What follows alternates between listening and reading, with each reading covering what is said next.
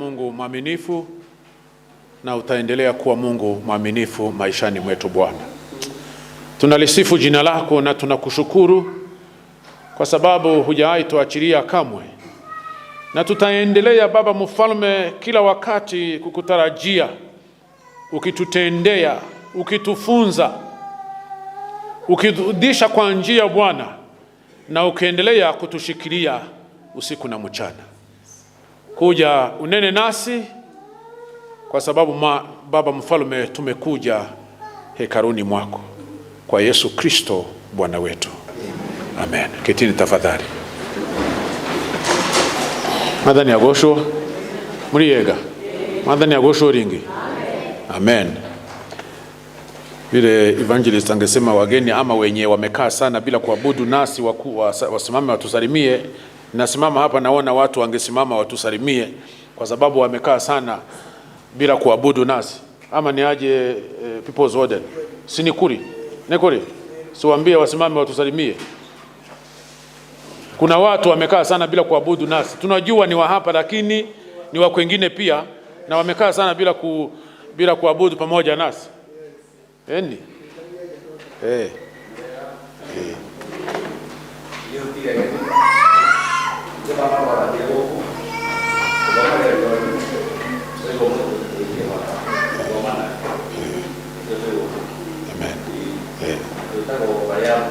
Amen. Thank you so much. Thank you. Tumeshukuru sana. Ni vizuri tujue ya kwamba kuna watu wanaabudu nasi ndio tunawajua sio wageni, lakini wamekaa sana bila kuabudu pamoja nasi, isn't it? Ni kweli kabisa. Kwa hivyo mzee anaitwa Paul na mfuatilie story hiyo Paul ilitoka wapi akiwaelezea, utajua kweli alikuwa anajua Biblia kutoka kitambo sababu yeye alijibatiza kabla hajabatizwa. Sana. Amen. Leo tunaendelea na mafunzo kuhusu wale sisi wenyewe tulio ni Waanglikana. Na Archdeacon mara hiyo ingine wakati nilikuwa hapa tulikuwa tunazungumzia kuhusu vikingi ama pillars. Na Kamau na evangelist walikuwa wananiambia ati ile kitu tu mimi siwezi nikasahau ni vile uliniambia nitumie akili. Ati Waanglikana hutumia akili. Kwa hiyo msije mkasahau. Na wengine walikuja kuniuliza sasa mimi sijawekelewa mikono na askofu Mwanglikana. Sasa nitafanya namna gani? Lakini nimewekelewa mikono. Wengine tunawaambia jiandikisha na wamejiandikisha. Wengine tukawaambia wewe hustahili kuwekelewa mikono tena. Kwa hivyo ikiwa wewe hujawekelewa mikono na askofu Mwanglikana ama askofu wa Roman Catholic, unastahili kujiandikisha ili ukaweze kuwa unapokea sakramenti. Kwa hivyo tarehe 3 zisikupite. Manake evangelist hata akwambia ati ni lazima ujue zile maswali 61. Hapana. Hata vile nilisema askofu anaelewa. Wakati mwingine ati sisi ndio maana tunatumia akili. Kwa sababu kushika inaweza kuwa ni vigumu lakini kuelewa tunaelewa. Kwa hivyo tarehe 3 zisikupite, ujiandikishe kwa evangelist.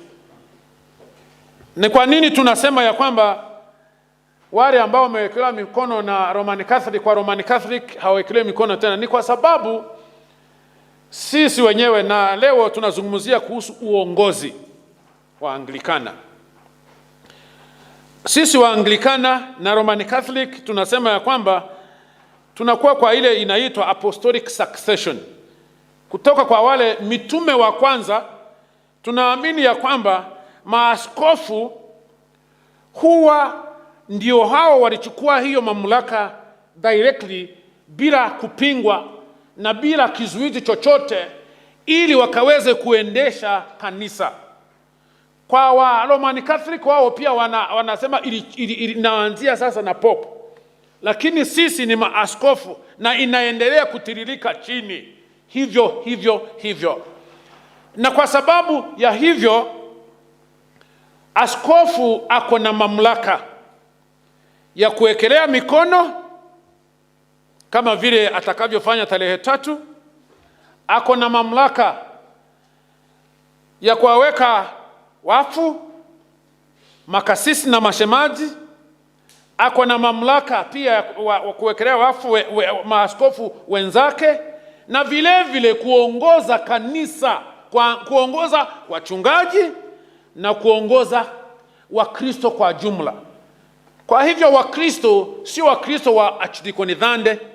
Archdiakoni Dhande anatutunza kwa niaba ya askofu.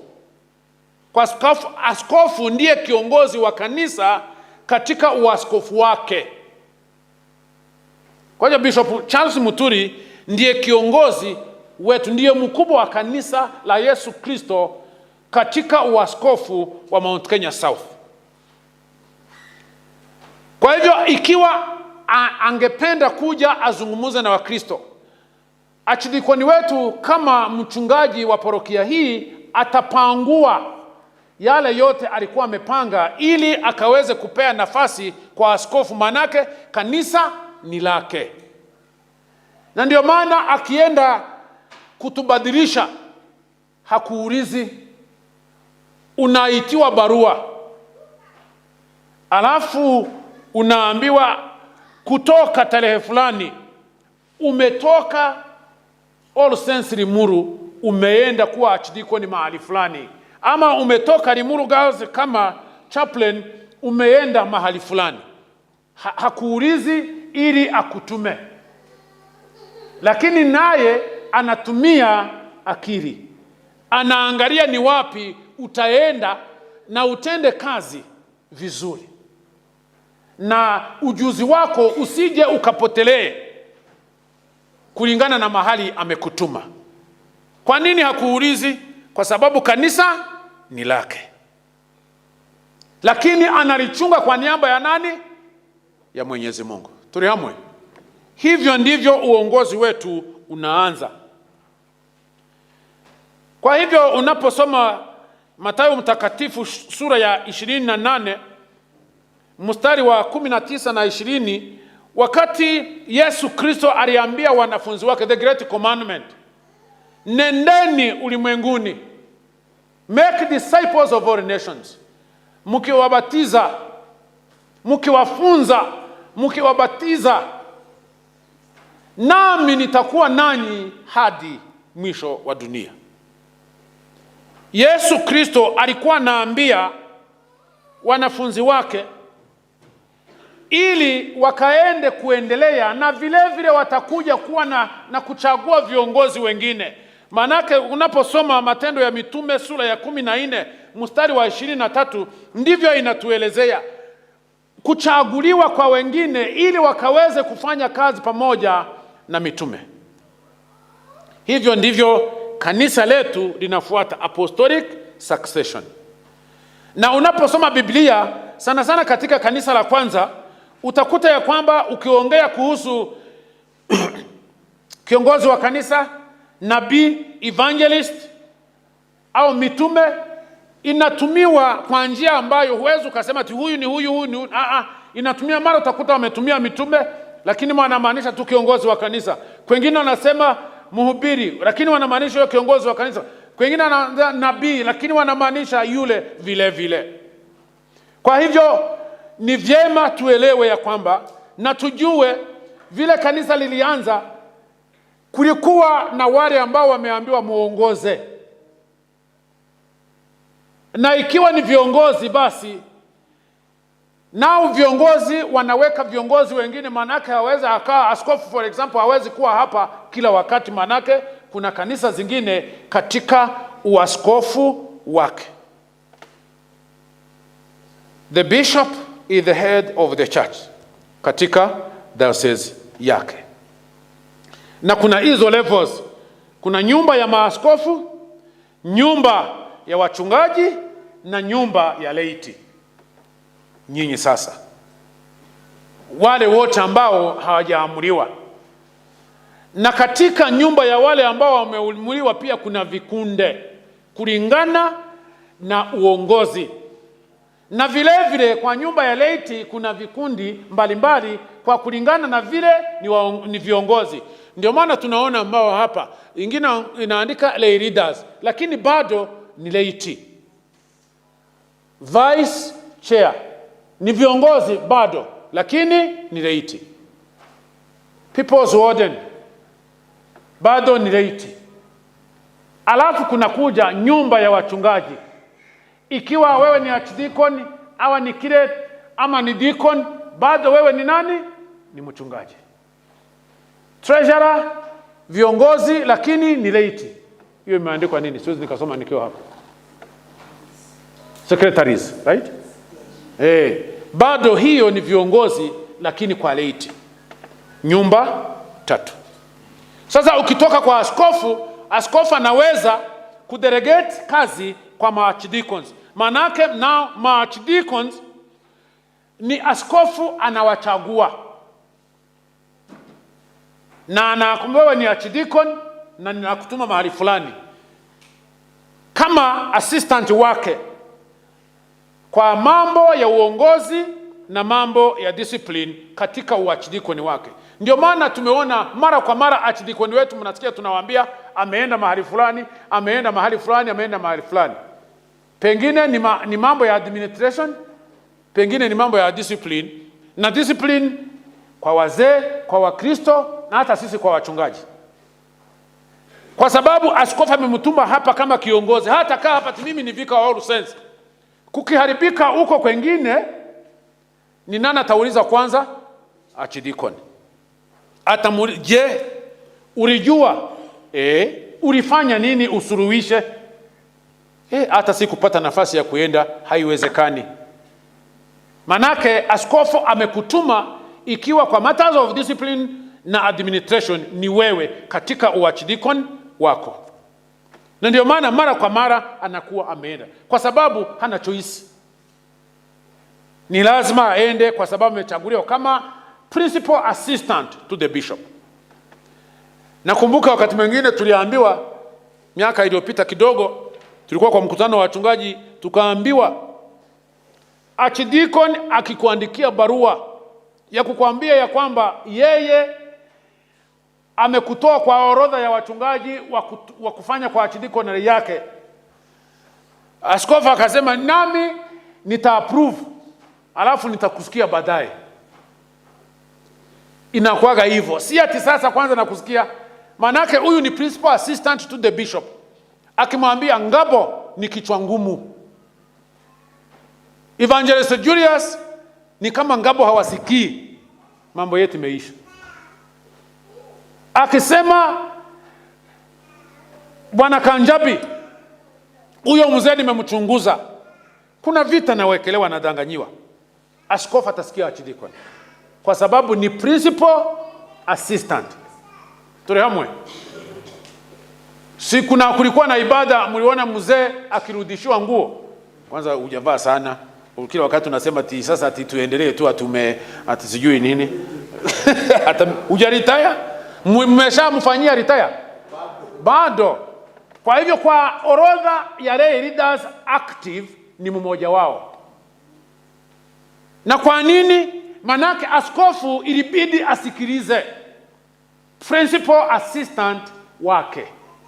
Askofu anaelewa ikiwa amesema hawa ni principal assistant wangu, ni kumaanisha ndio jicho langu, ndio sikio langu kule kwa ground. Turehamwe. Kwa hivyo yetu sio bottom up. Sio bottom up, yetu sio bottom up. Ni kutoka juu kwenda chini. Sasa mkiona sisi tunakaa kama ni kutoka juu kwenda chini, ni vile sasa sisi ni Waanglikana na uongozi wetu uko hivyo. Lakini tukienda politics ni mambo mengine. Madhani ya gosho. Hao ni archdeacon. Lakini pia archdeacon ni vicars wa parokia zao. Kwa hivyo ni lazima wafunze neno, ni lazima wahubiri, ni lazima wapeane Holy Communion, ni lazima wafanye na kazi zingine zote ambazo askofu atawaambia wafanye. Na pia unaposoma ukurasa wa 12 katika Parish Handbook inaelezea vizuri sana. Unaweza kununua hii kitabu, inapatikana kwa bookshop yetu huko Kariuki, Bishop Kariuki, ili uelewe Ni mambo yapi? Ya parish council, kazi ya mzee wa kanisa, yote hayo. Chairman wa kama anastahili kufanya nini na nini na nini na nini, secretary wa Mothers Union, hayo yote, members wa youth wangeshi na wengine wote. Hii parish handbook tulihamwe inaelezea. Kwa hivyo archdeacon bado ni vika katika parokia yake. Ukitoka kwa archdeacon unakuja kwa area dean. Tulikuwa tunawaita rural dean. Ikawa ikasemekana sasa kuna mahali pengine sio rural. Ukikuja sijui kama hapa All Saints ni rural ama sio rural. Ama Tigoni tuko rural sisi. Watu wa Tigoni kuambia uko rural watakambia wewe hama hujaelewa rural ni nini. Ama Limuru town, ama Kiambu town, hiyo Ndumberi yote, Ndumberi dinari.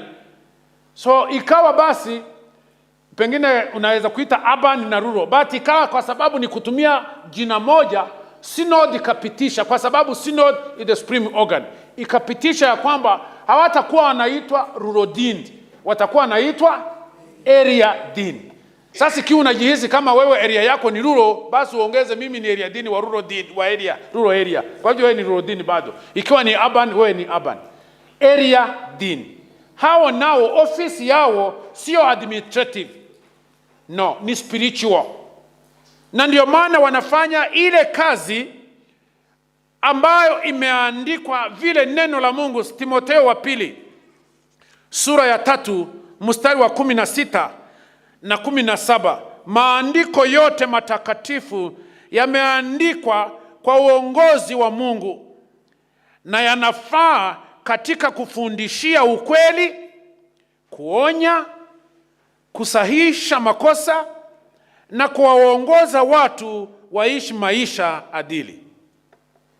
Kwa hivyo area deans kazi yao ni ya kuonya watu wakifanya makosa, kucorrect makosa, kuwafunza na kuwaongoza, kuwarudisha kwa njia. Manake ofisi yao ni spiritual, sio administrative.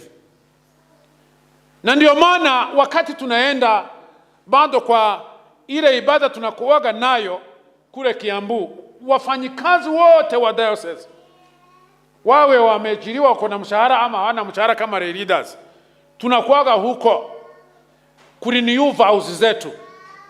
Na yale kiwango ambacho ama part of ya ile mairedini wanasema ni hivi, sijui tutafsiri kwa Kizungu lakini tunaijua manake ni ombi. Where there is hatred, I will sow love. Mahali kuna chuki, nitapanda mbegu ya upendo. Mahali kuna injury, nitasamehea. Unaweza kuwa umekwaruzwa, nitaambia watu wanastahili kufanya nini? Kusameheana. Mahali kuna doubt, nitasema ni lazima kuwe na nini? Na imani.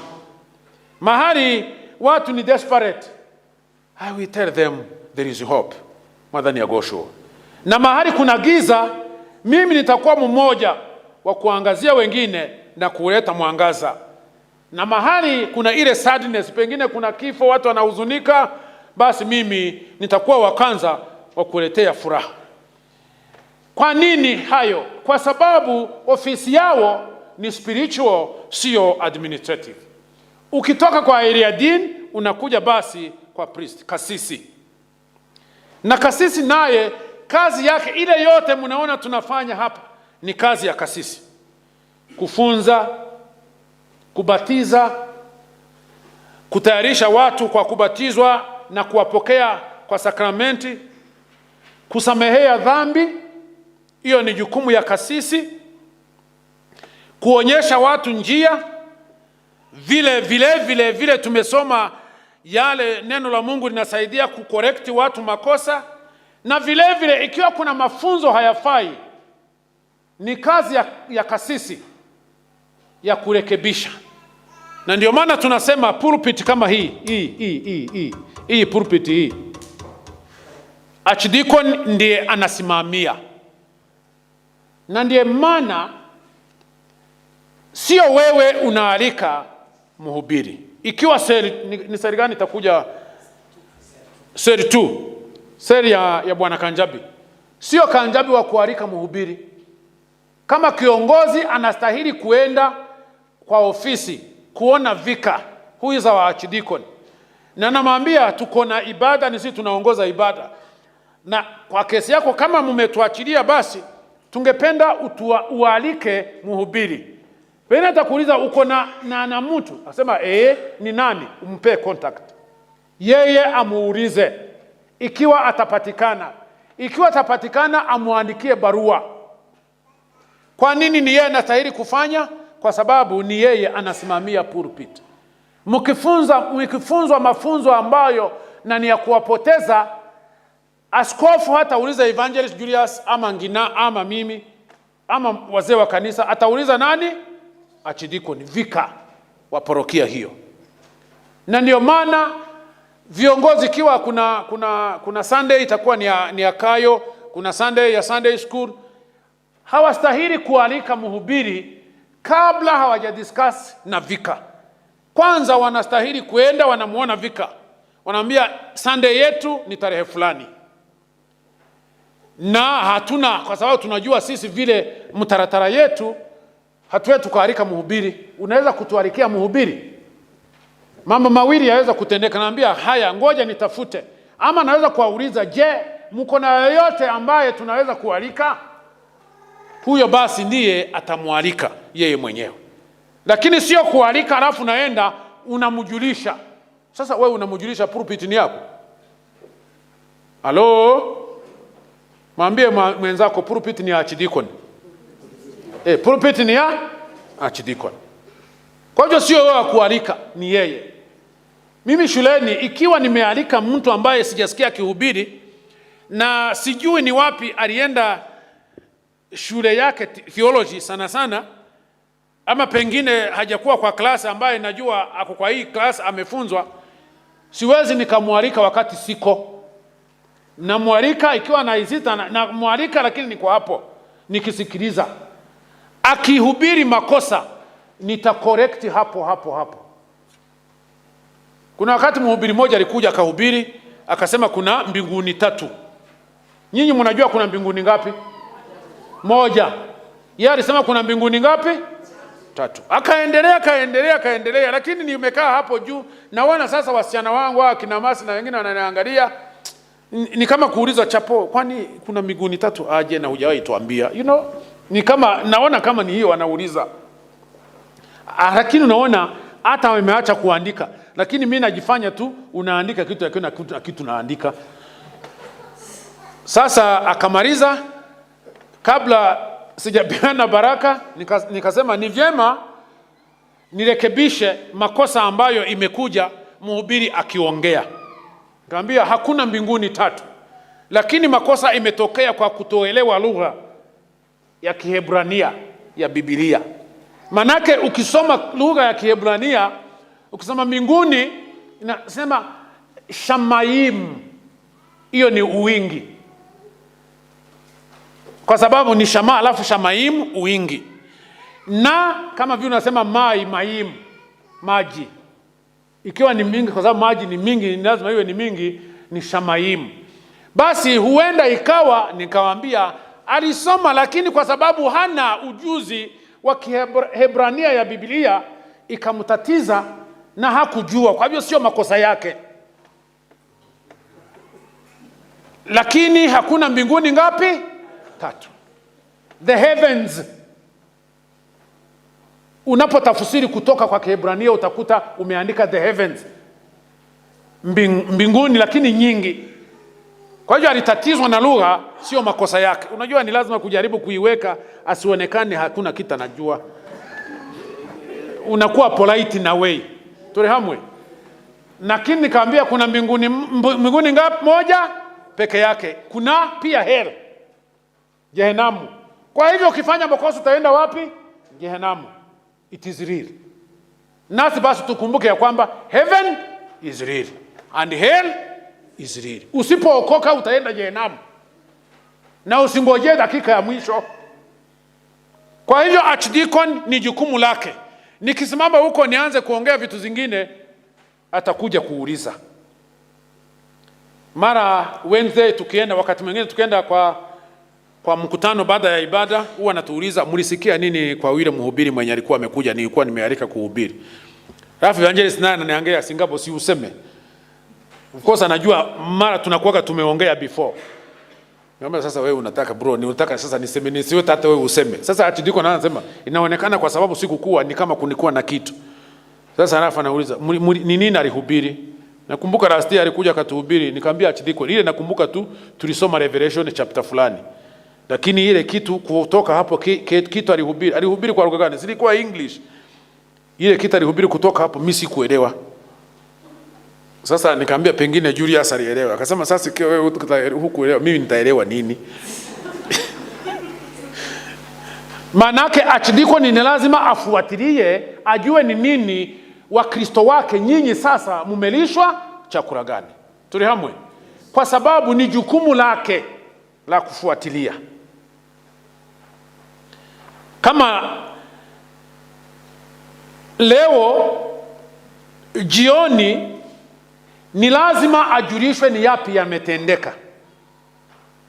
Either atanipigia mapigia evangelist ama tumpigie. Manaka yeye ndiye mchungaji wetu hapa. Ni yeye in charge of this parish. Kwa hivyo ako na hiyo kazi ya kufunza, ndio maana kuna kuwaga na mafunzo na kazi ya kutuhubiria. Na anafanya kazi, anahakikisha kwamba department zote zinafanya kazi vilivyo. Na parish council inaongoza vilivyo. Lakini wanafanya chini yake, wanafanya chini ya uongozi wake, viongozi au wazee wa kanisa. Kwa hivyo ikiwa basi kuna jambo fulani, hata ikiwa unatofautiana na yeye kwa kuelewa, ni lazima kuheshimu ofisi, kwa sababu ni yeye in charge na ni yeye kiongozi wetu. Ikiwa amekutuma mahali, kama pengine ametuma church vicars warden na rather people's warden mahali, ni lazima kirudi aje kwa ofisi kumuelezea this is what happened. Inaweza kuwa ni training, inaweza kuwa ni mkutano. Ikiwa nimeenda mahali mkutano na nimeomba ruhusa, nikirudi ni lazima nielewe. Leaders wakitumwa mahali, waende pengine mnaenda Mombasa kwa retreat, mnastahili mkirudi mnakuja kwa ofisi kuambia archdeacon retreat ilikuwa hivi na hivi na hivi na hivi na hivi na hivi na hivi. Kupewa report. Wakati wowote hayuko hapa, ni lazima tumpe report ya vile mambo yamekuwa hiyo siku. Tulihamwe. Madhani ya gosho. Ni vyema kuelewa. Vile vile kwa sababu yeye ndiye kiongozi, kuna ile structure ya kwamba ikiwa kuna jambo limetendeka, pengine kura zimeongezeka, watu wamezaa triplets, watatu, kunde nini moja, raundi moja, unaelezea kiongozi wa cell, alafu naye anakuja naelezea mchungaji ya kwamba cell group yetu members wameongezeka, kuna 3 ama 4 wamezaliwa. Alafu mnaomba mkushukuru Bwana, tukiwa tunangojea vile wamama atakuja kushukuru Mwenyezi Mungu na baadaye kupanga ubatizo. Ikiwa kuna jambo fulani limetendeka, pengine kuna kifo kimetokea, ni kujulisha cell group leader. Naye cell group leader anakuja kwa ofisi kujulisha vika naye na pastoral team yake wanaanza kupanga pamoja na cell group leader. Tumekuwa tukiona mipango inaenda hivi na hivi kombo. Na kitambo haikuwa hivyo. Nuwa nilikuwa naambia people's word, nikamwambia ni nini manake haikuwa hivi. Ilikuwa inapangwa, ikiwa kuna mahali tunaomboleza kila siku kuna watu ambao kuna kikundi kinaongoza. Si mnakumbuka? Kabisa. Kwa hivyo turudi. Tulipotea njia kidogo, turudi. Manake viongozi wasipojulishwa basi kuna tatizo. Na huyu kama kiongozi wa cell ni kiongozi ambaye archdeacon hawezi akamweka kando. Manake ukija kumwambia jambo atakuuliza, umejulisha cell group leader wako? Hapana. Kwa nini? Hutakuwa na jibu.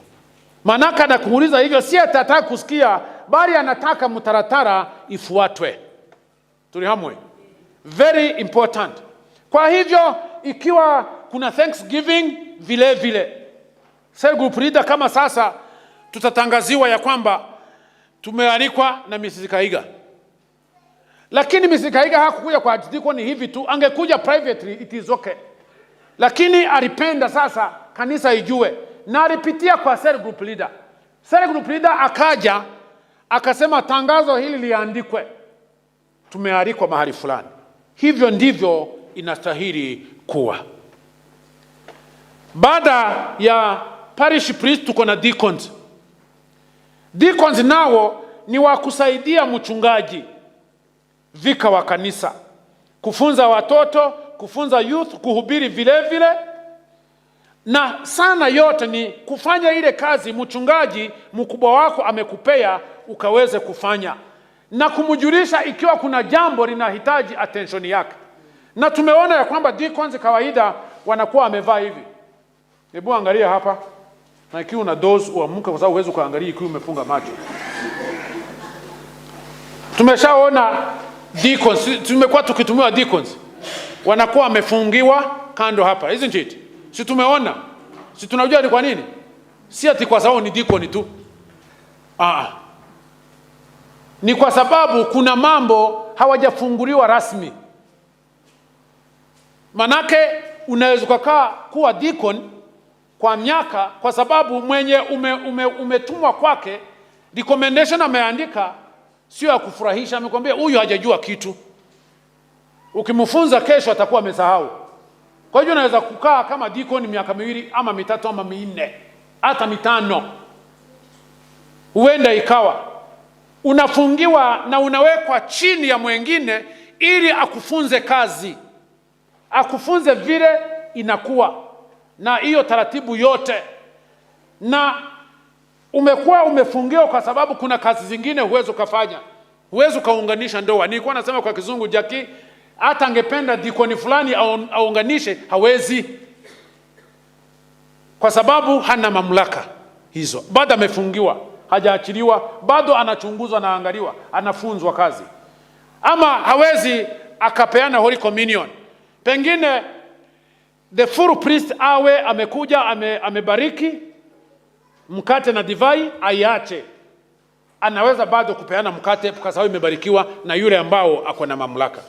Ndio maana inafika mahali kulingana na recommendation, then unaachiliwa, unafunguliwa, kale kalaini kanakatwa, unavaa, inakuwa straight, so you are free ya kufanya ile kazi yote ambayo kasisi anastahili kufanya.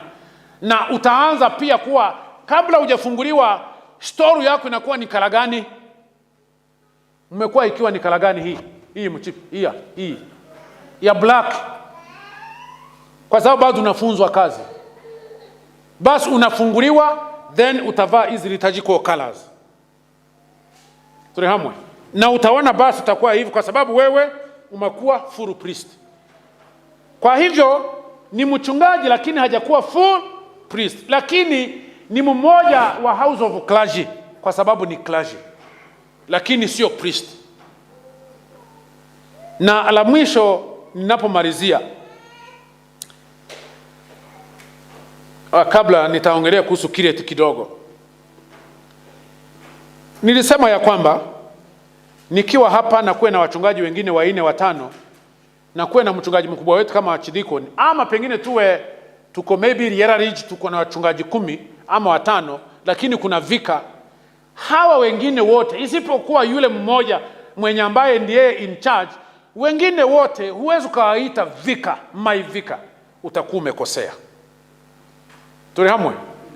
Kwa mfano mimi I'm not your vika, si ati nawakataa. Mnajua tunawapenda sana. But I am not your vika. Huwezi kaniita my vika. Hata ikiwa tu nitaitika kwa kukuheshimu na kukupenda, lakini najua at the back of my mind vika rasmi ni nani? ni archdeacon, mwenye in charge of the parish. Wengine ndiyo ni mchungaji wako, utaniita mchungaji wangu, hapo ni sawa. Lakini title vicar ni yule ambaye ni in charge ya hiyo parokia. Turihamwe? Ni yule ambaye ako in charge ya hiyo parokia. Kwa hivyo tusikosee tena. Mimi ni mchungaji wako, lakini archdeacon ni archdeacon wako na ni vicar wako na wetu bado. La mwisho ni curate. Tumekuwa tukiona kumeandikwa curate. Curate ni mchungaji ambaye anaweza kuwa ni deacon ama full priest ambaye ni assistant wa vicar. Unaweza kuwa ni full priest, unaweza kuwa bado ni deacon, na uwe umeappointiwa kama curate, kwa sababu umekuja kama assistant wa vicar. Na kazi yake huwa to cure the souls. Yani yeye unaposaidia vicar, unaenda ukiponya nyoyo za watu mashinani huko. Acha watu wapate uponyaji kutoka kwako, kutoka kwa kuhubiri wako, kutoka kwa maombi yako, kutoka kwa kuwashauri. Yote unaenda unafanya hiyo kazi, kwa sababu unasaidia nani? Unasaidia vicar. Nataka kusoma Waebrania 13 mstari wa 17. Waebrania 13 mstari wa 17 ninapomalizia.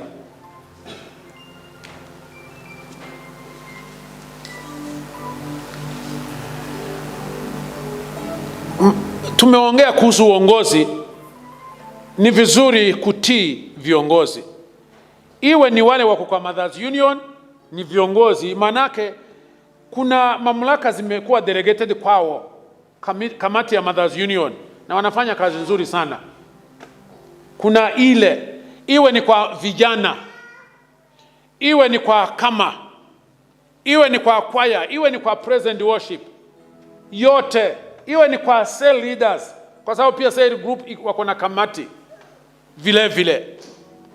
Na hii ikuja sasa pia sasa, kwa sababu chidiko nasema fanyeni kazi, inaenda ikiteremuka na kufika na huko chini. People's warden akikwambia, people's warden anaweza kusimama huko akwambie vile umekuwa ukitoka nini usiingie tena, kaa nje. Ako na mamlaka. Tusimuone hivi. Kwanza wako na nguo, sijui ni kwa nini havai. Kuna nguo ili kutoka kwa mbali unamuona. Na ndio maana unaona kwa ibada, hata mwenye anaongoza ibada, ikiwa wewe huna robes kama sisi, unavaa surplice. Kuanzia Sunday, people's warden, uko na nguo unavaa. Tumpigie makofi people's warden. Ili ukaweze kujulikana, wewe sio kama tu watu wanaweza kuwa wanaona unapita wanashika, kwani huyu kila wakati pita naye baba kale kila anakuaga anapita. Kuna watu wengine wanaweza kuwa wanajiuliza kwa nini. Uko na nguo ya kuonyesha wewe ni people's warden, unavaa. Kwa sababu sisi ni hivi sasa, tunarekebisha mahali ikuwa imeenda kando kidogo, si ndio? Tunarudi, naye amesikia, nami nimesikia. Hivi ndivyo Biblia inatuambia. Watiini viongozi wenu na kushika amri zao. Wao huchunga roho zenu usiku na mchana, na watatoa ripoti ya utumishi wao mbele ya Mungu. Kama mkiwatii, watafanya kazi zao kwa furaha. La si hivyo, watazifanya kwa huzuni, na hiyo haitakuwa na faida kwenu. Ningependa kurudia mstari na tusikilize kwa makini. Watiini viongozi wenu na kushika amri zao. Wao huchunga roho zenu usiku na mchana, na watatoa ripoti ya utumishi wao mbele ya Mungu. Kama mkiwatii, watafanya kazi zao kwa furaha. Mwathani agocwo. La si hivyo, watazifanya kwa huzuni, na hiyo haitakuwa na faida kwenu. Praise the Lord. Mwathani agocwo. Kwa hivyo sisi wenyewe tujiulize, je, tumekuwa tukirahihisha kazi ya wale viongozi wetu, ama tumekuwa tu tukiwafanya waifanye, ndio wanaifanya lakini kwa huzuni? Faida imekuwa nini kwako? Kwa hivyo turudi, manake tukifanya kazi, kwa sababu hawa watu wote viongozi wanatufanyia kazi, wanachunga roho zetu usiku na mchana, kama vile maandiko matakatifu yanavyotuelezea, na watatoa ripoti. Tutatoa ripoti mbele ya Mwenyezi Mungu vile tulifanya hiyo kazi. Hebu mutufanye kazi yetu iwe rahisi and enjoyable, katika jina la Baba, la Mwana na la Roho Mtakatifu.